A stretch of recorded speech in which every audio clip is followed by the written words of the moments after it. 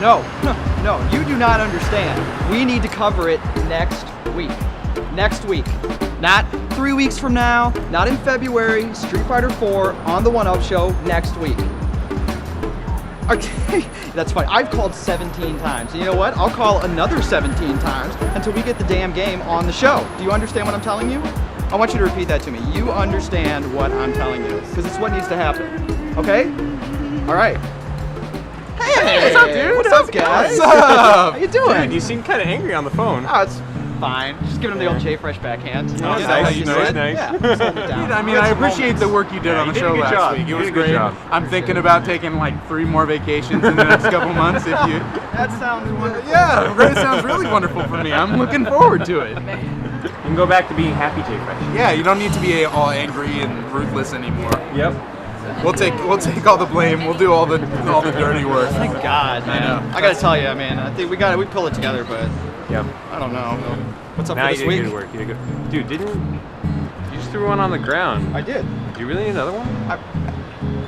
Why not have another one? Well, It's been a stressful week, Matt. that's true. It's been really tough Come this on, week. dude. Cigarettes don't help. Cigarettes raise your heart rate. They make you more stressed out, not less stressed out. They make me feel wonderful. They don't make it better. I feel wonderful. All right, well, I am not a quitter. dude, that it's still glowing red, man. Like you didn't even finish it.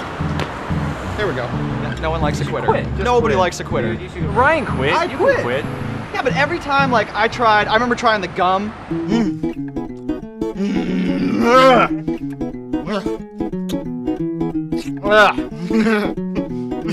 That was a disaster. I remember trying the patch. I am Turok! Yeah! And that didn't work at all. That was just a mess. Yeah, that never works for anybody. And I mean, every time I've tried to quit, I always end up doing something else. Like I end up like just replacing that habit for another habit and doing that in excess. So it's just at the end of the day, I might as well just have cigarettes. You don't need to be such a butthead. That's all there is to it. You're a butthead. I'm telling you guys, I You're just a don't see it butthead. happening. Butthead. You should quit. Anyway. We're not gonna call you J-Fresh anymore. We're gonna call you Butthead. Aw. I missed you guys. We miss you too. All right, I'll see you up there. Quit. Think about it. You should quit smoking.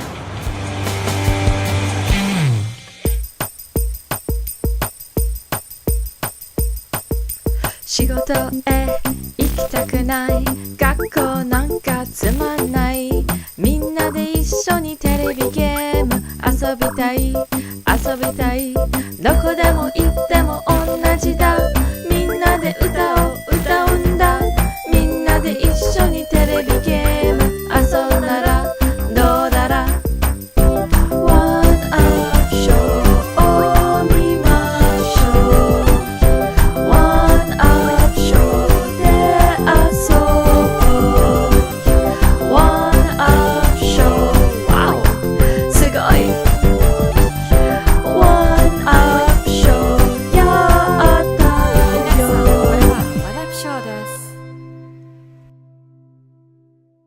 So yeah, I think that'll be good for the show this week. That sounds good. Yeah. Yeah. All right, we'll do it. Hey, you guys need anything from downstairs? It is smoke time. Oh, dude, no. Wait. Here, look. What? I got this for you. You got what for me? My Stop Smoking Coach with Alan Carr. It's a ROM for the That is DS. not We just that's not no, real. Seriously, I challenge you to go downstairs, stand where you normally smoke, Right. and do this instead of having a cigarette. And see what happens. Fine. I'll give you my DS, and you can do that instead of smoking. Just try it. I'm serious. Go get your DS, please. Please do that. Because I'm sure this is going to be a great idea. It's going to work wonderfully. The fuck is Alan Carr? Knock it down! You hit its weakness! Here's our chance. Let's go. Okay. Give it up.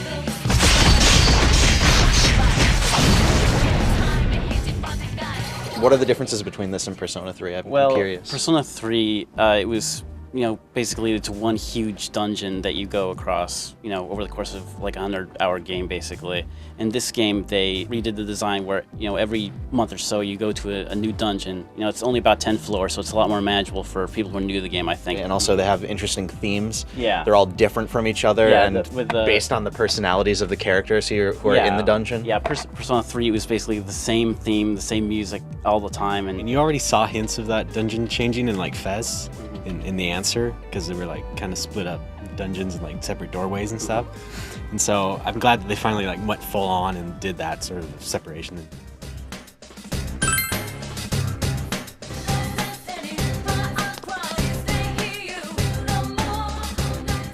A lot of your enjoyment of this game is going to depend on how much you can stand these really hardcore JRPG like norms. The first 3 or 4 hours I was not enjoying it really that much. But then once you get past that, the dungeons are so interesting, and the battle system is so interesting. Capturing the personas and fusing them and stuff. Like I really got into that part of it. And also, I think that the town exploration does become a lot more interesting after you start unlocking the social stuff and you start realizing how you need to build relationships with other people. I actually really, really enjoyed that. So, I mean, I was able to forgive the first 3 or 4 slow hours. Yosuke's cool and all, but there really is something different about you. I feel like you won't let me down.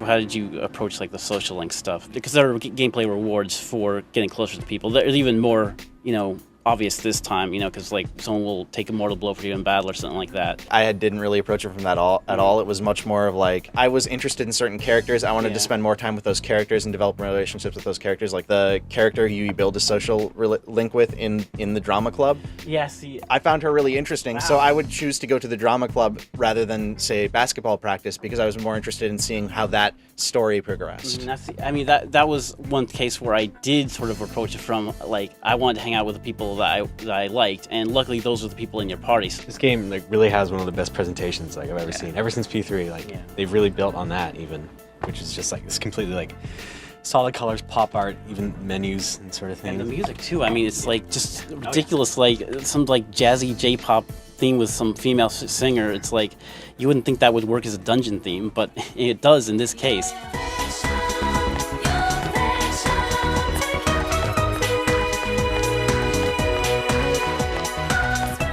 Ray and I, we're like sort of Japanophiles, and we know the language a bit. I have my calculator. It's the Japanophile's choice. That's right. But what was your take on it, coming from someone who doesn't know Japanese? There were definitely some parts that were a little bit confusing. It didn't really like negatively impact my gameplay at all, and it was kind of actually interesting just insofar as like looking at another culture. And I feel like I probably learned a little bit about Japanese culture. No, I think it's a very good cultural primer, because like I went to a small town in high school as an exchange student. It was very similar to that lifestyle. So I mean, if anyone wants to see what it's like to be an exchange student, in a rural town, just spend $40 and play this game. Yeah.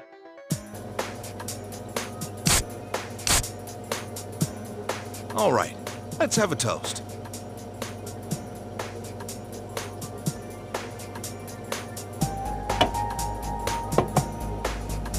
So, your mom and dad are busy as always. One of the things that I found really difficult about it, when you get a critical hit, or an enemy gets a critical hit, or if they use a spell that you're weak against, they get to take another turn. And there were certain points, there were certain battles, like if I would get against the wrong combination of enemies, they could just kind of get me into this chain where they were doing like critical hits against all of my guys, or critical spells against all of my guys, and doing turns over and over and over again. And there was at least 1 or 2 times I died after being in a dungeon for quite a long time without saving. That's why you warp in and warp out every time. That's actually improved from Persona 3, where, when you got knocked down, you couldn't get it back up for another turn. They fixed that, they fixed it where, like, guys will heal you. There's so many ways out if you're intelligent with their tactics. I can't think of a time where like I thought that the death was unfair, which happened a lot in Persona 3. And they do like present like these fail-safes too, like when you can assign a character to like save you. Like, Yeah, do you control everybody at manually? First, when I went through the normal mode the first time through, I turned on direct control just because I want to play it like a normal RPG. Going through expert, I actually turned on AI just to give it more challenge, and I felt like the AI was actually more intelligent, and I have not had any problems so far. So I think if you want to play either way, you have the sense that you can. This game is as large as something that Square Enix or Nintendo would do. Yeah, totally. For someone who came from localization, I don't think people understand like how difficult it is to put together a game like localize a game like this in 6 months with the amount of resources and people that Atlas has. Like, they're a very small company. They do as well as anyone. I feel like a lot of the smaller companies should look to their lead and say, you can do it. You know, you don't have to be a huge company with a huge budget, nor to create a great localization. Like, it is possible. You just have to put the right people in place. Plus, this is like a Japanese RPG on like multiple levels. Yeah. As we said, to have to like not so much fix, but certainly deal with like the nuances and like honorifics in the language and things like that. How they sort of adapt those into our language. Better not get any ideas about hitting on him. Tell him your name, kid, and make it quick.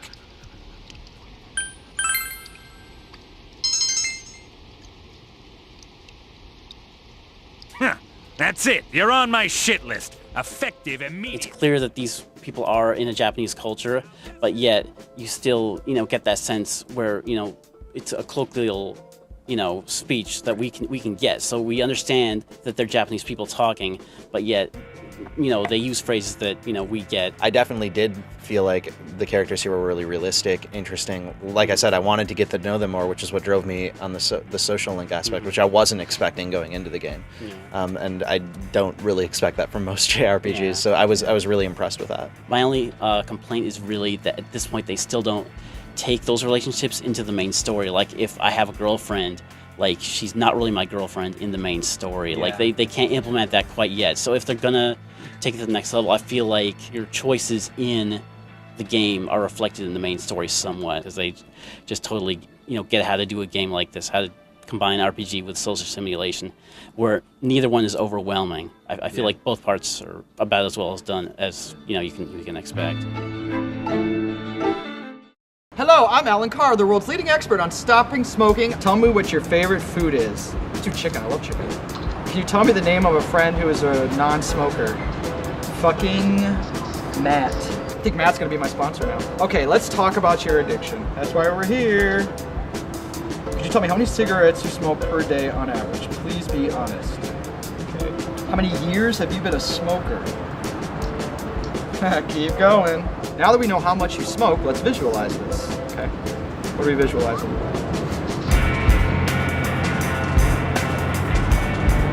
Holy crap! I've smoked 23,360 cigarettes. And if I continue at my current rate, I will have smoked 219,000 by the time I'm 85. That is a huge quantity. Now imagine the impact on your life when you get free.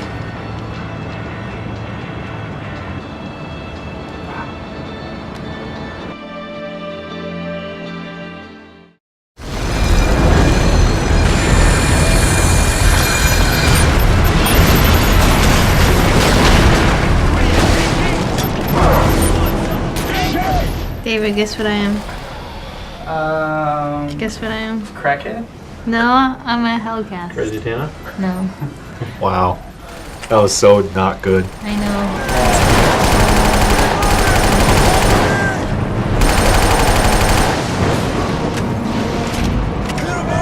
One of the things that threw me off initially playing multiplayer is kind of like the slow turning radius you have when you're turning and shooting guys from the side. And you can definitely turn that up, and it does help, but it seems to me that Guerrilla doesn't want you doing a lot of turning and firing. Like, this game is very linear, and that's actually not an insult. I think it's intelligently designed that way, in that pretty much every time you have enemies coming at you, generally they're in a fairly narrow field of view. A cone of fire. They're within a really defined cone of fire for you. So you don't have to do a lot of the turning here, turning there. There are a couple situations where you do, but generally you don't have to. And I think it's definitely designed like that intentionally. I think one thing they're going for in this game, and I think they've gotten right, is the kind of the general confusion of war and a battlefield, where there's shit blowing up everywhere, there's enemies everywhere, and sometimes it's easy to get confused on where you need to go because of that. Sometimes I made a mistake of saving, quitting, and coming back the next day, I come back and it took me like maybe 5 minutes to figure out like where am I supposed to go? Because I'm like all the doors look alike. Well, I'm gonna give you a pro tip. This helped me a lot. If you hit up on a D-pad, it sets a waypoint for where you're supposed to be going. Without it, you'd be totally lost. And you were saying that the interface is really clean, so. Yeah, I actually disagree about getting lost. I found myself almost never getting lost in the game, but I always assumed I was going the wrong way, but I never was. See that? I mean, we disagree on that. Like, you like that, but I don't like that because I like feeling like I'm going the right way. And this just, I do feel a little bit lost. And I think that's the difference between liking like realism and liking like a game that's made to be a game. And I think that's a big key differentiator here is it's like, you have to like realism to like Killzone as a shooter because that's what it is in all like the gun mechanics and everything, like the recoil, the basic like movement. It's like, you have to work for each kill.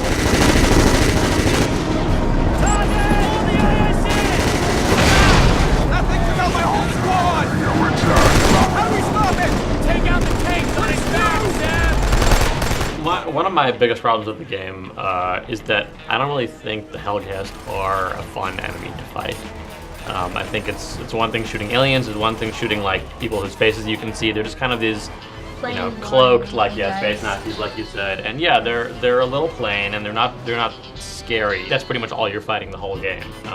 The enemy encounters are designed well enough, generally. It's a lot of like we said, taking cover and waiting for them to show themselves. In general, the enemy encounters remind me a lot of Call of Duty. I mean, the whole game does. Like, we've heard for a while that Infinity Ward might be like making a sci-fi thing. I made that comparison before. Watch out. I know. So, well, it's single player at least. But like, how does it remind you of Call of Duty? Just the general, like you said, there's this, like, you will get to an area and stop, and there'll be guys behind bits of cover, and you'll have to take them out. And a lot of times, the game doesn't advance until you do. Your squad will be behind you, and you'll have to make some progress forward, and then everyone will run and catch up with you. Right. I kind of had a problem with the fact that you couldn't toggle crouch. That really bothered me a lot. Just holding down the button. Yeah, not only can you not toggle crouches, you can't toggle, or you have to toggle iron sight. I mean, this is getting kind of technical, but it is an annoyance. Is that you can map the iron sights to L1, which is what I did because the game just felt more comfortable for me. But moving then it from L2 is crouch. You can put it on circle if you want, but either way, it's either like you're doing this with a controller, or it's just, I don't know, it's awkward either way. I think it's not ideal. And it's only a situation when you are taking cover. Yeah, I only use iron sights when behind cover. Like I kind of use it when I'm on the move, but I pretty much like 9% of the time iron sights are when I'm actually crouched behind something, taking the time to be stationary, not worrying about the toggle thing. And when I'm usually moving around, I'm almost always fighting from the hip. The combat is a lot more like loose. It's like you swing over here and kind of shoot this area, and it's not pinpoint by any means. What I find that worked most often for me is when I had a lot of guys is just kind of Battlefield style where you crouch, pull up your iron sights, take one guy out, take two guy out, take three guy out, and then move forward. All the basic weapons I thought were like all kind of similar in most of their uses. I mean, I'm sure people will end up appreciating some more than others, but I thought actually the more like periphery weapons were more interesting. Like the flamethrower was really cool because, like you were saying, you can arc to get guys at a distance. But just in general, like it's funny the reactions towards basically to hit guys from a distance. It shoots out this little stream of like flammable liquid. You basically have to aim it like you're peeing in the snow to take guys out at distance. The sniper rifle is cool because there's 2 levels of zoom, but you also have to keep the 6-axis steady while you're playing, and like you were showing me, you can fine tune it as well and use that to aim a little bit if you're a tiny bit off. So it's tough, but it is satisfying. That's what I did. I felt like that worked There's fine. one thing that I like about this game that isn't in Call of Duty, since we keep like making comparisons. You can like take cover, and then if you aim on a certain enemy and then like come out of cover, like your sight's still there, and I like that a lot. I'm guessing the entire game was going to be about 8 or 9 hours, which, like, whatever. That's comparable to a lot of other first-person shooters. I think so, because I think it seems like in the 6th level that things are ramping up a little bit, and it seems like the levels are getting. You're out of the city. You're in kind of a desert environment. It's something different than you haven't seen before, and I feel like maybe you're going to be going different places even further in the game. And I'm curious if they are still polishing the visuals, because like I've said, it's totally gorgeous. Like it is. I don't think it really needs much polishing. No, I don't think so. There's one encounter when you're fighting across this bridge, and there's so many particles going on. There's explosions going everywhere. There are tanks flowing through. There's at least 20 or 30 enemies, not even counting your AI guys, and it's rock solid. And it's also like this game is like really cinematic just by virtue of the presentation. Like it doesn't actually do a lot of scripted stuff, like little cool touches to be cinematic, but it just looks and sounds and the presentation is great that it's like playing it, it's like just very immersive doing that.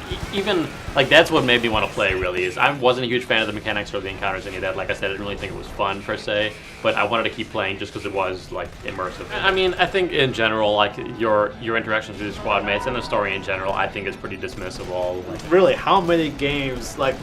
Count the number of games that the stories are not dismissible. That's no, a much smaller number. Trust me, I'm not saying there's a high standard for it. I'm just saying that this is one of those so that people are aware.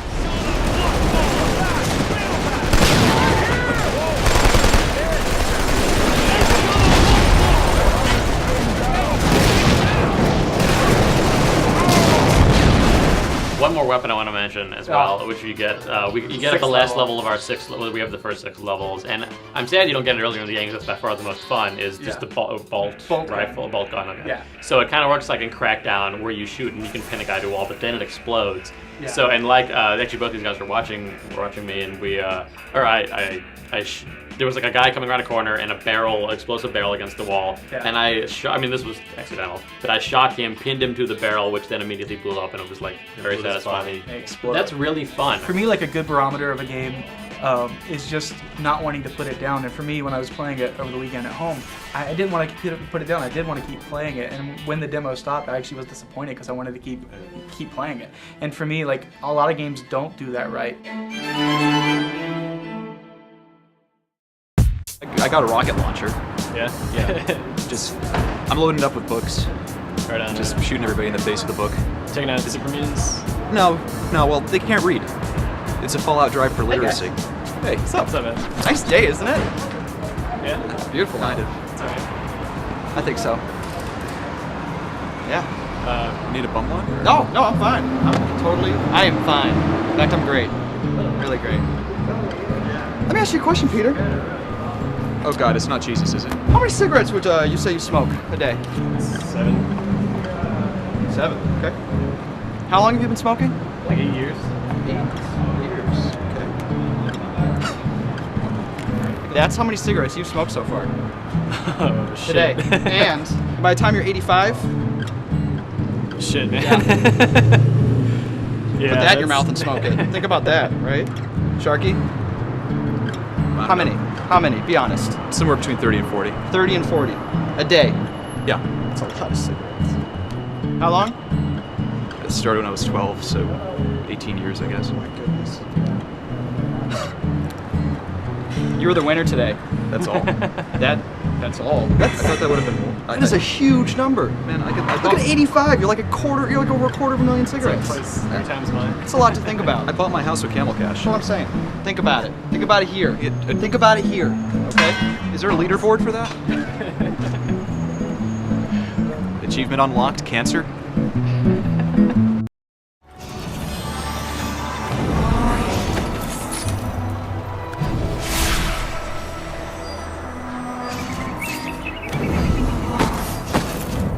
Jump! So you guys like Prince of Persia, right?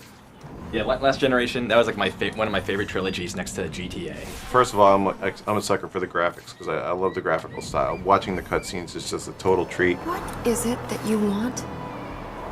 Huh? She offered you your dreams. Sure, and how long would that have lasted? I just want to get out of here. I want to find my donkey and I want to go home. What about you? What do you want? Things to be as they were. We can't go back the way we came. I like the voice acting. You know, I like the fact that the prince is kind of a dirty little scumbag, but you know, he's got that kind of like almost Indiana Jones kind of feel. We've got to climb all the way up this, haven't we? There's a mechanism partway up that will take us to the top. And I'll go first. But hey, I'm staring at my ass. I felt you looking. I thought you'd lost your ass. Donkey. I also like games that give you like an AI partner. You know, Alec is like an upgraded Yorda from Eco.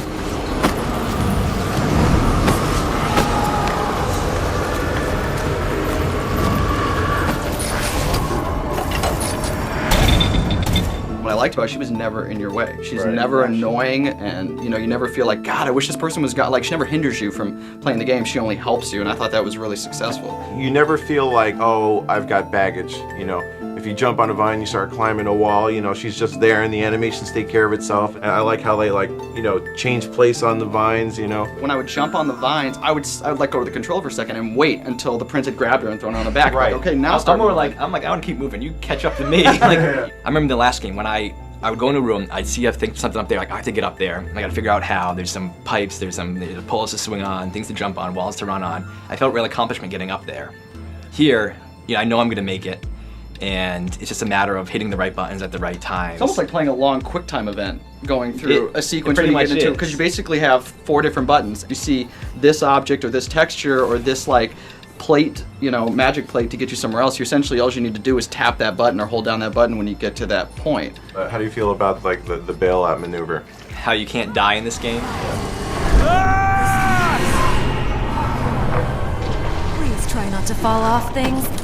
They got rid of the whole rewind time thing, which was kind of the calling card of the last series, and now they have it so your partner just kind of always saves you. And it's cool. It makes you take leaps you wouldn't normally take, and it gives you that safety net.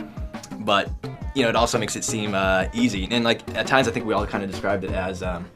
It seems like the game can be like an autopilot sometimes. If there's a ring up there, I'm gonna hit B. If there's a wall, I'm gonna hit A to jump off of it. And it's just like figuring out the next right button. And knowing if you miss, you're just gonna restart it all over again. And so while it looks really good and animations are great, you have that autopilot feel. Ryan put it really well, saying he almost felt kind of cheated within this movement. There's not a whole lot you can do. You collect light seeds, or you're just making your way up to that fertile area to fight the boss and Okami the place out and make it all beautiful again. And that's really all you can do.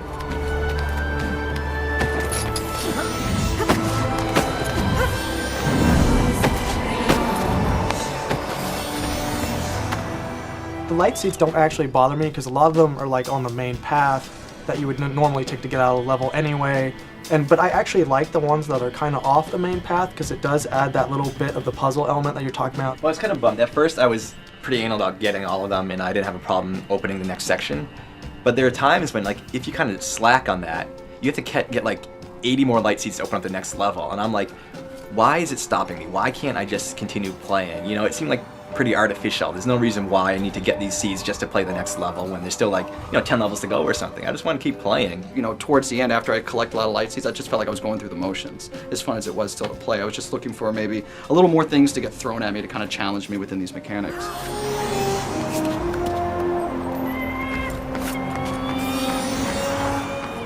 What do you guys think about the Elika's compass power? So if you walk into a room and you pick wherever next destination you want, and then this light comes out of her and it shoots across what you have to do.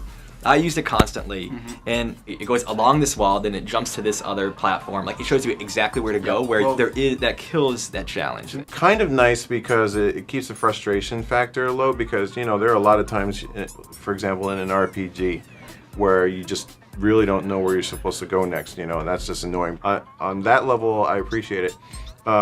On the other hand, on the flip side, its implementation says to me is that the game isn't as elegantly designed as it could be in naturally leading the gamer to the next area. In any open world game, the issue you have is, you need to have something that tells the player where to go next. And in most cases, it's an auto map. And a lot of people complain about auto maps because they're looking at the map instead of looking at the game. And so in this situation, I kind of feel like it's almost a nice balance where I can just, Dead Space did it well. You can tap a button and it'll just, if you want to, it's totally up to you, and it'll kind of just right there in the game give you a sort of visual representation. And with this, what I did to kind of make more fun out of it, as soon as I would let that little beam go and watch it go, I'd start chasing after it and try to keep up with it as much as I could before I would have to use it again. And that way kind of just created this own little meta game for me to enjoy You it. made your own little mini game. I did. I made my own little Prince of Persia mini game, and it was fun to do it that way.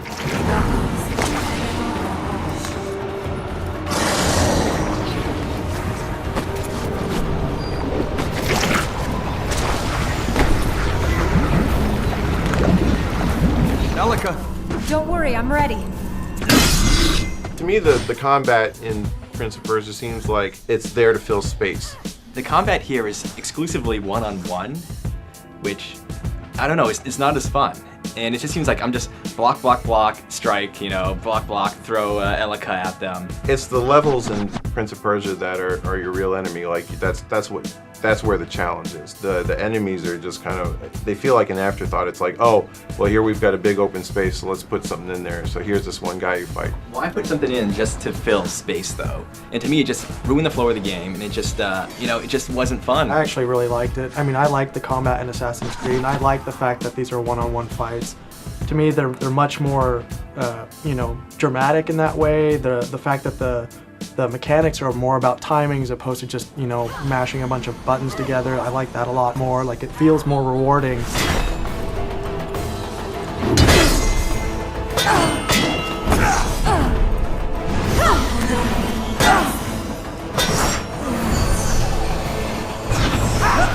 When you get a flow going and start doing 12 or 13 hit combos with it, I felt that same sort of like motion and same sort of like momentum that you develop even when you're moving. And the thing I liked about it too is that, after a while of climbing around and collecting light seeds and just exploring the world, I kind of welcomed when I ran into the combat because it gave me something else to do. Like at that point, I was kind of in the mood to hit stuff. It's wall climbing and platforming, and then combat. They feel totally separate. Like, I wish I could have, been running along a wall and, had to fight some aerial enemies and, mix it up a little bit, integrate it more into the actual platform.